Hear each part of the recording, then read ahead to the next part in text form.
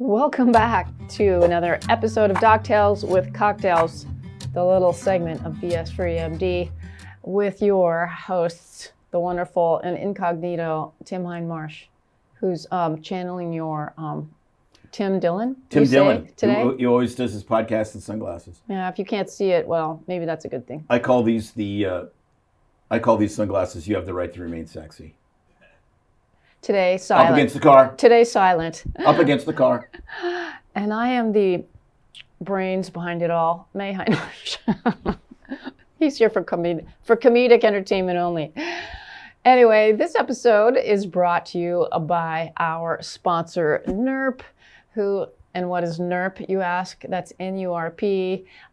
They were on our show a couple of weeks ago, and basically it is an algorithmic trading platform, professional grade, built for you to be very user-friendly and easy. It licenses institutional quality algorithmic trading software through a platform you can actually use.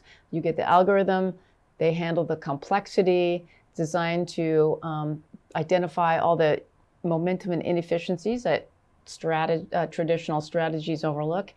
And it makes trading fun, easy. You don't have to be a quant researcher. And so I think you should check out the interview we did a couple of weeks ago where they talk about how to use it. You can test it, beta test it. As always, NERP is a trading platform. None of this is professional, financial advice. And trading carries risks. Yes. Lots of risks, probably more risks than brain surgery at times. At times. Yeah. But it's amazing if you invest a little over a long period of time, the risk tends to go away. So one of the tools in your financial platform. All right. Well, thanks, NERP. Let's get on with the show. What are we talking about today, Tim, if you want to summarize or give some little teasers as you like to do? Well, the first episode the first story is going to be about the new disease that's ravaging the United States. I wonder what that is. Do you feel ravaged? And then we're going to do a segment, products we will never own. That could be a whole show in itself. Yeah, kind of a user warning, so we speak, or actually it'd be more of a warning of when you see products like this. Thank goodness God said he'll never destroy the world with a flood, but it doesn't mean he won't send flaming meteors. And when you get this story, you'll go, yep, flaming meteors incoming. I can think of a lot of products I'll never own now that you just said that, but that'll be fun. And the last story is global climate change. Again? May take away, may destroy one of your favorite things. I know. I do. Yes. I am concerned now for global climate change. Based on that story I found. It might take away one of your most favorite things. Yes, that's true. Well, anyway. All right, Meg. Anything else to add? Not for this one. Tell us about the scourge that is barbecuing people, killing them left and right. It's just terrible. What is the new disease du jour? All right, just got out of the sauna here at Perspire. They have an amazing place, and we all know how good saunas are for you. That said, I got to make a correction before you listen to this episode. I incorrectly equated Cryptosporidia with Cyclosporidia, which is different. Cyclosporidia is the pandemic or freak-out fest of, 3,000 people. So not exactly a pandemic, but the local authority freak-out fest, not Cryptosporidia, which is different and thankfully not around. Cyclosporidia is easily treated with novel medications. Anyways, just wanted to correct that so when you listen to this, you understand that we are BS free because we own our own BS when we spout it. So enjoy this episode. I posted this meme on my Facebook page. And if you live in the United States, you will totally know what I'm talking about. And we'll share that with you here right away. My cousin in Canada, however, pretty much had a quizzical question mark face. She didn't know what I was talking about when I said that the lettuce was going to kill us all. And back to, your point, plants are trying to kill us. Absolutely. Well, there's a viral parasitic outbreak that's literally exploding across the U.S. It's not a virus. It's a parasite. No, it's a viral parasitic outbreak. I get it. Viral as in it went viral. It went viral. Not like it's an actual right. virus. It's not a viral parasite. It's the story's gone viral from the parasitic outbreak. Yes, there you go. Right. How much cocktail have you had? Not very much. Yeah. Well, for those people that didn't catch it, yes, it's a parasitic outbreak going crazy across the U.S., especially in the news.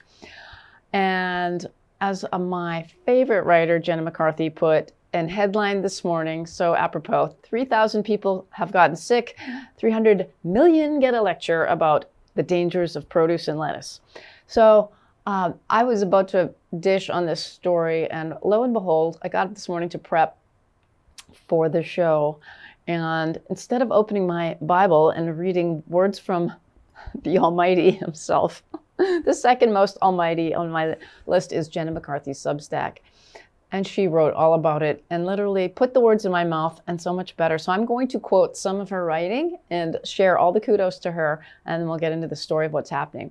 All right, so here from Jenna herself, as I would have said, breaking news: health officials this week confirmed that a mysterious parasitic infection called Cryptosporidium is sweeping across the nation with the all subtlety of a TSA pat-down. Investigators say the culprit appears to be raw produce, though in a predictable twist, they cannot specify which fruits or vegetables are suspect, instead advising Americans to avoid anything that exists largely because of photosynthesis. Grocery stores are reportedly responding by stocking shelves exclusively with Pop-Tarts and existential dread. And she does have a picture of a salad with Pop-Tarts on it. I wish I had brought that out. While consumers grapple with the realization that triple washed may just be a marketing term with no legal meaning whatsoever. And as of this writing and today, officials have tallied roughly 3,000 cases across 31 states, a number expected to rise as Americans continue their brave, foolhardy quest to consume plants. So this is super funny because as I wrote to her, and she said, 3,000 cases across the U.S. If you do fourth grade math and figure how many million people live in the U.S., it's basically a 0.0000, like 9% chance of catching this. It's been, the CDC and all the publications say that Cryptosporidium is coming through lettuce, raspberries, cilantro, I think basil is another one that commonly has it. And in order to kill it, you need to heat the food up to 159 degrees or clean it with Clorox bleach. So there's people on her Substack commenting, and the comments is always almost better than the writing. It's tough in her case. People actually are so committed to their produce that they're bleaching and then cooking their lettuce. And some guy wrote about how his lettuce was a hot, soggy mess. It really reminds me of my days growing up with British food cooked to a shoe leather, soggy consistency. But how many people has it killed of the 3,000? So it has killed 0. It basically what happens, and if you look on the CDC website with this, the real issues are people getting dehydrated, needing IV fluids, and then a few people have gone to the hospital.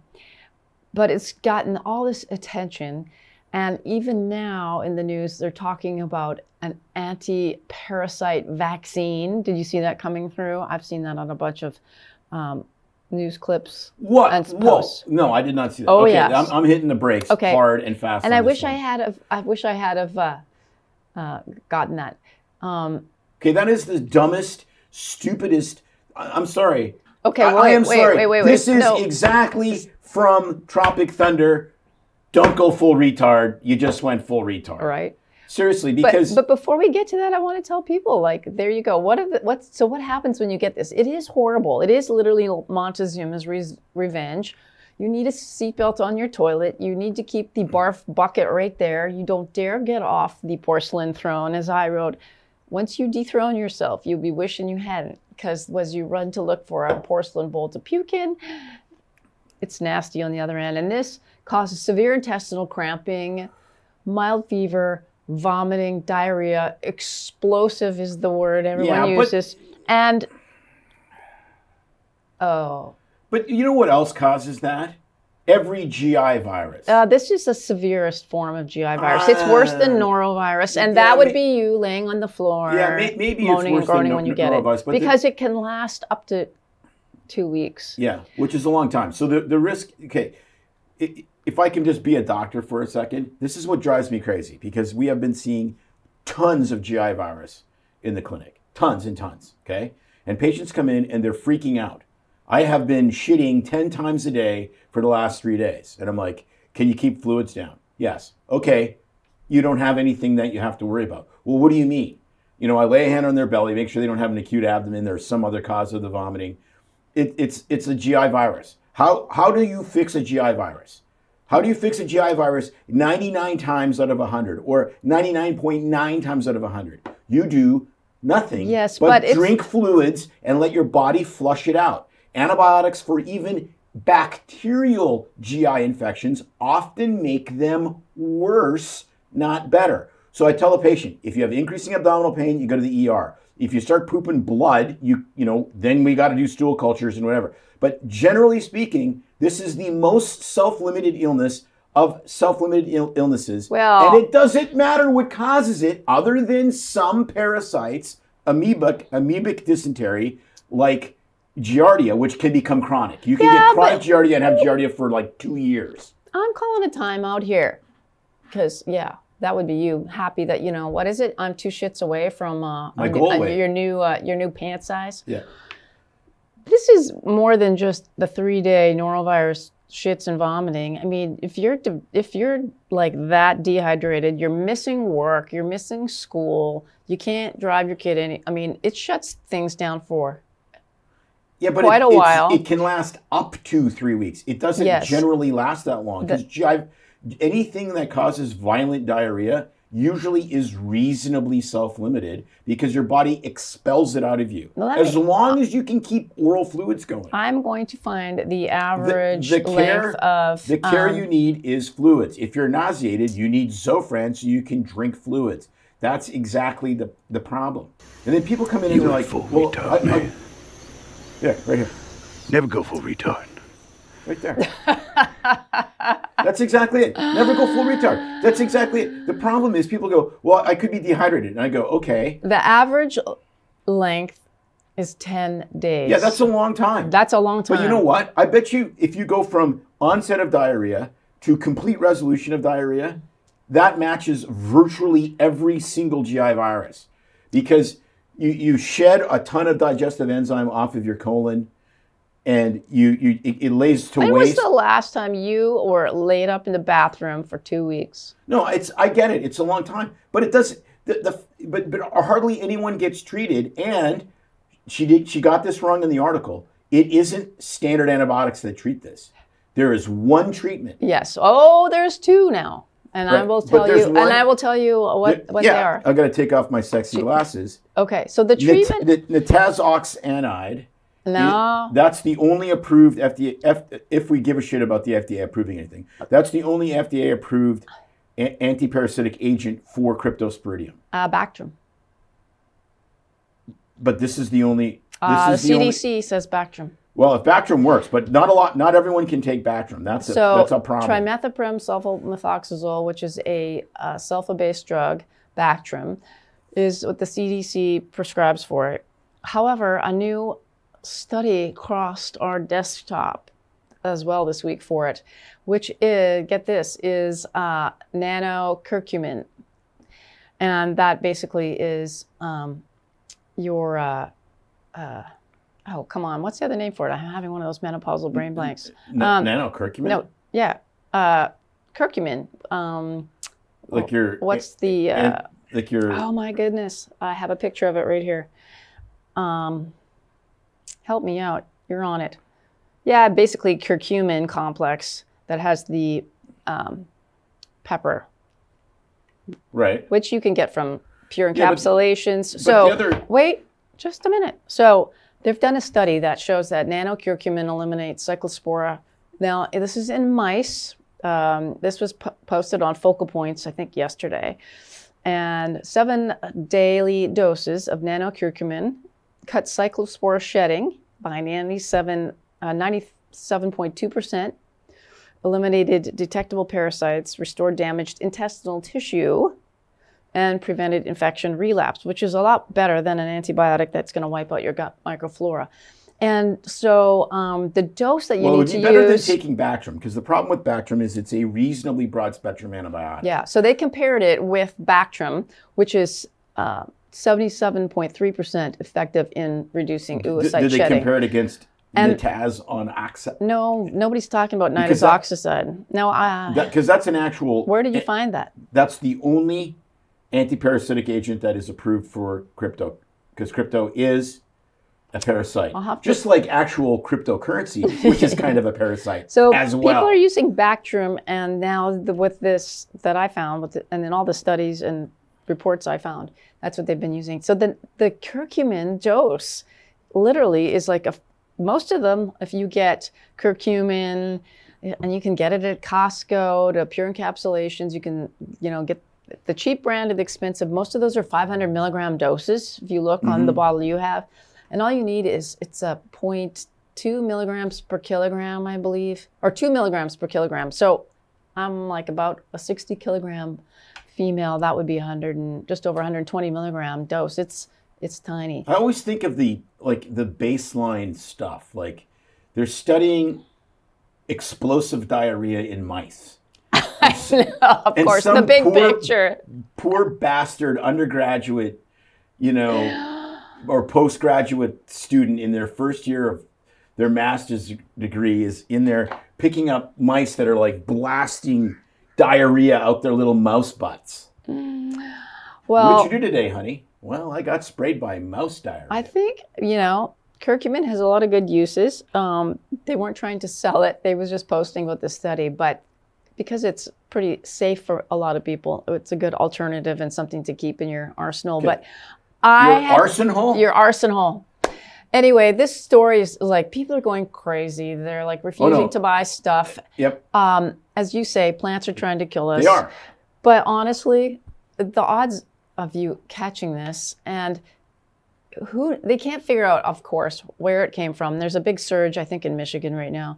The odds are that it's probably, I would think, imported from Mexico, Guatemala, because all that produce we get, is coming from third world countries, and of course, trying to have them practice any safe practices is ridiculous. But there's a bigger. If I have any wisdom, it's big picture wisdom. I'm a big picture guy. I'm the guy looking out the open door of the airplane, ready to jump out, and I'm at 13,000 feet, and I look, oh look, there's the lake, and the thing is, it begs another question, and it makes my argument for the fact that salads are retarded.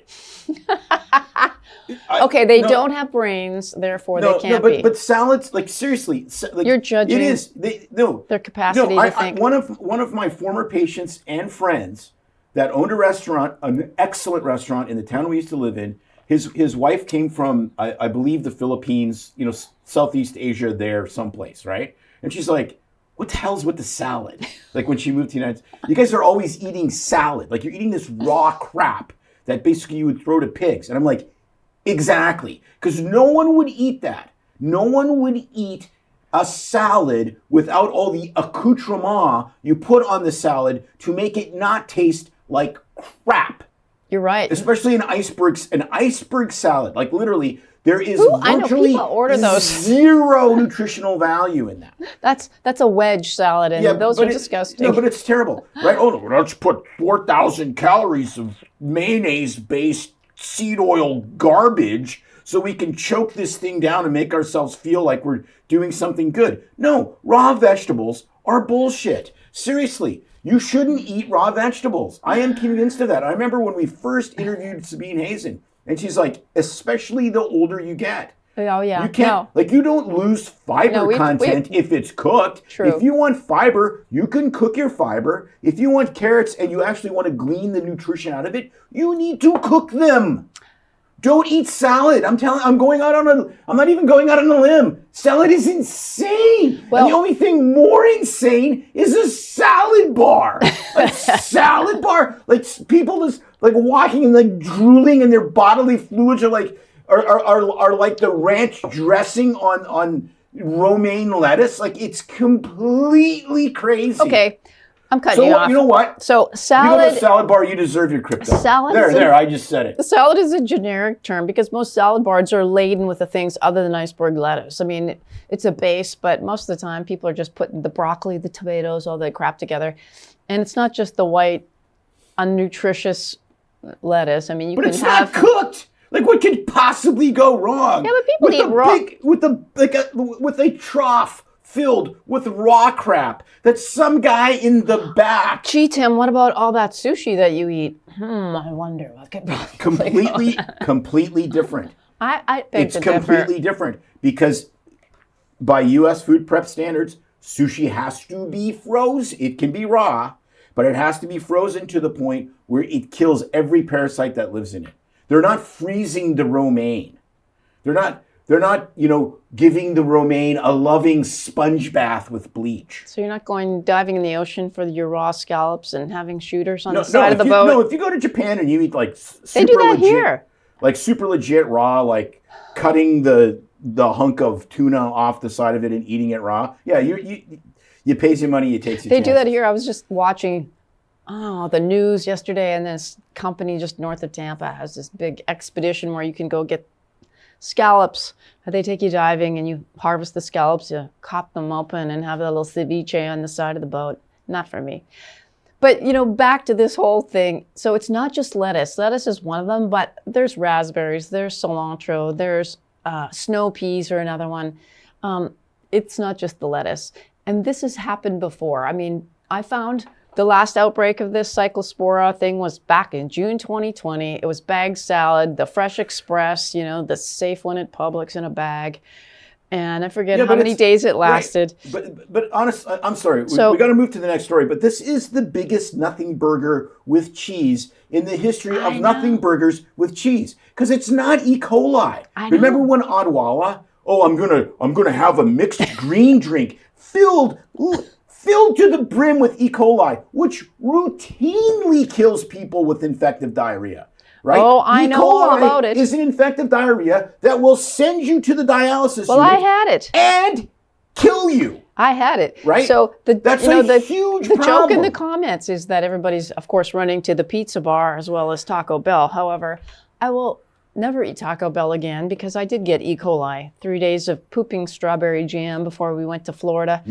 I had a low-grade fever. I did survive. I didn't go in. I knew what it was, but even E. coli, even enteroinvasive E. coli, which is very dangerous, is still, in the vast majority of cases, Correct. just pooped away Correct. and a bad memory. Yeah, actually, this is a much more mild, at least for the most part, non-enteroinvasive is much more mild than this. That's for sure. But and it just made me think back to the trip to Mongolia that I did on a mission trip. I would love to have cultured. I should have brought back a specimen of what we had because I'll say really quick the story. I was the only doctor. We had a nurse. It was a mission team working at an orphanage. We were in the middle of nowhere in Mongolia. And the joke there was you did not eat any vegetables or salads because they all came from China and they use human feces as fertilizer. So it was like hands off of the salad. China. And somehow we're competing with them so they as cooked, a superpower, and they use their own turds as fertilizer. So they cooked. What a great culture. So no, Thank you, wait. China. You're wrecking the story here. So that was when we. Okay, now you got me sidetracked. Cut that out of the story. No, so you sat there. You didn't eat any vegetables. You're being very careful. No, this is okay. At the orphanage, we had a cook. They cooked up this pot of stew laden with all these wonderful meats, broth, onions. Great. We all eat this thing. Well, there's no refrigeration there. And so this thing goes onto the deck. The next day, a bunch of us actually went into town, and I think we might have eaten salad somewhere. No, I'm kidding. But most of the team, about 20 people, ate the leftover toxic crock pot or Instapot of death. By the time we got back, literally within 6 hours, these people are like laid out, sick, vomiting, diarrhea. And oh my gosh, I'm glad I brought my kit of magic tricks because the outhouse that they had built specially for us and our team, which was constructed of these salvaged pieces of wood with slats that you could see through, built up in this dugout outhouse, was literally a shitorium of wallpapered vomit and diarrhea. And so these people are pretty when sick. Things are explosive, you don't necessarily get to the correct location. There's no landing in the correct. There's no landing spot. It's like kind of the vicinity. It's like when Elon was trying to get the rocket to come back and the big arm to grab it. But you watch the ones when it didn't grab it and then it just lands and blows up. That was it. It's like that. And honestly, considering it was hot, we didn't have. I think I had a couple bags of IV fluid, a few things that some anti-nausea medicine and stuff, and anti-diarrhea. I didn't give them antidiarrheals because you wanted to get rid of that. People did okay. They were laid out for a few days, but that was horrific. I think it was more horrific being the cleaning crew than being sick, and I'll never forget it. But this shit happens everywhere, and so this one is attached to vegetables and fruits and the photosynthesizing things you hate, but it can happen with everything. So on that note, right, I think we've but the problem beat it to death. But it's gotten so much media attention. The media attention, and that's what drives me crazy. Because can you get a GI virus that kills you? Absolutely. Cholera kills people all over the world like crazy. It's awful. When I was in Nepal talking to internal medicine doctors, where they'd have a cholera outbreak, and literally you could hear people breathing, trying to regulate their acid base by panting, and you could hear them down the hall because they had lost so much fluid, and their acid, they were so acidotic that they're trying to blow off all this CO2 or whatever. I wonder if it sounds like that on those cruise ships that dock in Tampa when they're stuck with the norovirus. Norovirus is awful, but it doesn't do that. Like cholera does that. Know. Enteroinvasive E. coli is but they somehow, it's another diarrhea and it's the same as these other things. Well, it's not the same as these other things. It's not even Giardia. And Giardia is not that severe as far as the diarrhea, but it can last for literally the rest of your life if you're not treated. Okay, so what is it? Like you've got I talked to somebody and said that you literally have a cast iron tube from stem to stern, because I got Giardia and you did not when we went to the gorge, and I got that contaminated water that you said was so safe to drink out of this water. I was in the Columbia River like 6 hours a day. Gulping, and I drank the contaminated stuff out of the water bathroom sink and got it. How come I always end up with these things? I don't know. I suppose it's you have the rocket ship colon that gets rid of it really fast. That's why. Because you don't have the right to remain sexy glasses. If you did, they're like a shield. Is that right? They shield you. Okay, next story. Okay, I got the next story here. Well, we're talking about this. We're getting low on time, so we're going to have to do one story and then combine the others. Oh, you're just being a party pooper. No, we're going to get all. Well, yeah, we party pooped this party like a long time ago. Explosive party pooping. That's what I'm going to become. I'm going to become an explosive party pooper. Shit happens. Can't help it. An explosive party pooper. Shit happens. I have explosive party I pooped on your party and stole your talk time. Yeah. Okay. What's your next one? Oh, I thought you were talking about products. Okay, products that we will never own. When I saw this, I thought I was getting punked by the Babylon Bee, but they wouldn't even do this because it literally is. It literally is too nasty. Well, while he looks that up, I got this right here. Okay, it's called the Groove Thing. And the Groove Thing is a speaker. And they say it very nicely. Groove Thing is the world's first internal music player, transforming your favorite tracks into intimate, pleasurable sensations. Experience music not just with your ears, but also and as an immersive, full-body experience. Internal like it makes you meditate and think about the music so you internalize it. No, it's a speaker shoved into a butt plug that you shove into your rear. And then you listen to the music whilst it pulsates in your rear. And if you're not into that, they have a ladies' version as well. You cannot make this up. Next. And then they compared how great Groove Thing was to other sound intensified vibrators. And I'm like, I could live on a desert island by myself for 100 million years with my own boombox with endless amounts of batteries. And I would never come up with the idea of, you know what would make this music better? If I could somehow shrink it down and shove it up my ass. That would never occur to me. And that's why there will never be another flood, because God has promised. But I would be looking for the flaming meteors pretty darn soon.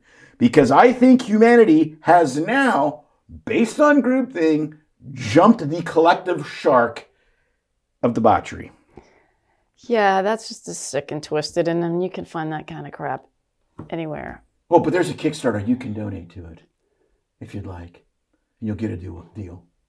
Like a 2-for-1 special or something? Well, yeah, because then you can get multiple heads. You don't want to market test you can that get out? Multiple, you don't want to market test that? No, multiple ends. You can get different ends. Different ends. Yeah. Oh, does it light up too, like a disco ball? Well, you know, we could combine this with another story, like with Spirit Box. I'm sure you could play Spirit Box. You could play Spirit Box while you got that thing going on. When she does the death metal screaming, I'm sure that's. Does the sound come out your ass? No, it goes in your ass. It's Where's consumed. And the sound is consumed by you. And you hear it, and you hear it. Well, no, it has an external speaker and an internal speaker, so you hear it. So I'm getting it. So it's just debauchery, and you're just getting vibrations. But you know, why do you just sit on the damn boombox? Well, because women know about the washing machine. There is a problem. It only plays one track. Do you know what that is? Oh, I'm sure you do. Men at Work. I come from a land down under. Where women glow and men chanda. Can you hear the thunder in my butt? I can hear the thunder. And I can feel it too. Mm-hmm. The lounge. Manly, yes, but she likes it too. I just want to know how that popped up in your circle of news. Actually, I don't want to know. But I want to talk about what I'm drinking, because that's the only way to make this bad story go away. Deep Eddy, ruby red grapefruit. Make the bad taste go away. It's from Austin, Texas, where our lovely family lives. We haven't been to Deep Eddy yet, which is a shame, because our daughter practically runs the place there. But this, I mixed foolishly with... One sec. Deep Eddy is a public swimming hole, like retro big pool area. Yes, she does not outside. work at the brewery or the distillery. Sadly, she does not work at the distillery. Sadly for you. She works at the pool. Anyway, this grapefruit, you shake well and drink over ice, but I foolishly mixed it with a cherry flavored ginger ale, and it's just like cough syrup. So just drink straight over ice for a little refreshing summer cocktail. Thanks to Betty. I'll give you my routing number for the sponsorship anytime. Yes, we would love to be sponsored by Deep Eddy, but not Groove Thing, because we only that's the only take sponsorships from things we believe in. Well, we have to test them first, Tim. Remember, that's our motto. We only test them BS3 testing. Can you imagine if you combined the Groove Thing and the Cryptosporidium? Oh, well, Groove Thing wouldn't last very long. No, but you could literally create like a new weapon, right? Like you could launch this thing with the explosive diarrhea. Yeah, I wonder if it's waterproof.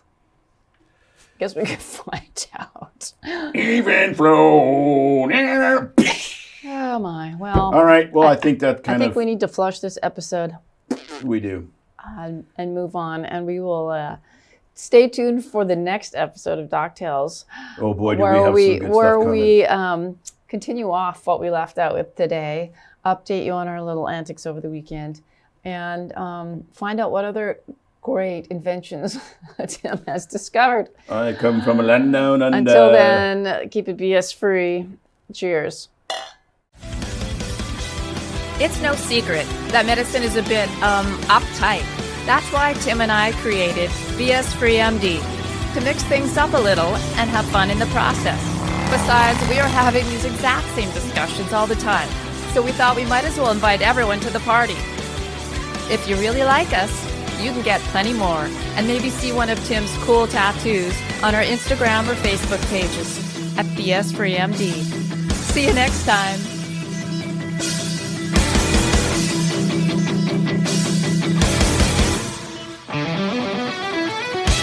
But we try to keep BS Free MD as raw and real as possible.